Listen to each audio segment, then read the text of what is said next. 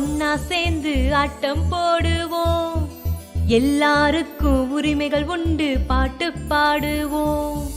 குழந்தைங்க தாங்க ஒன்னா சேர்ந்து ஆட்டம் போடுவோம். எல்லாருக்கும் உரிமைகள் உண்டு, பாட்டு பாடுவோம். குழந்தைய போல வாழ்ந்தாலே குழப்பம் இல்ல மண் மேலே. கவலைய தூக்கி நீ போடு, காலம் முழுதும் கொண்டாடே. தையர தையா தந்தன தையாரே, தந்தன தையா தையர தையாரே. தையர தையா தந்தன தையாரே, தந்தன தையா தையர தையாரே.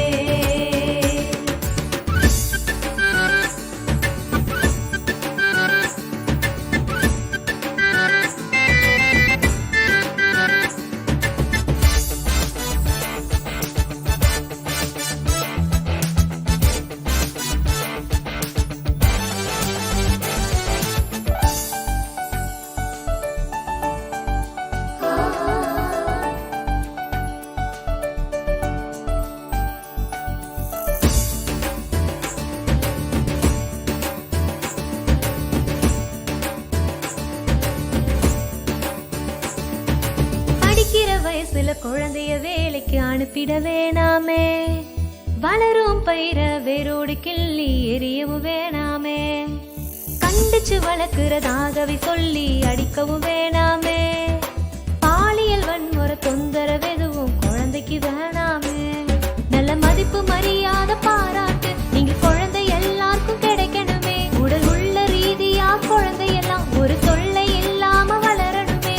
வளரும் பருவத்துல எங்க திறமைகளை நசுக்கிட வேணாமே. இந்த பிஞ்சு பருவத்துல எங்க உரிமைகளை பறிச்சிட வேணாமே. தையர தையா தந்தன தையாரே, தந்தன தையா தையர தையாரே. தையர தையா தந்தன.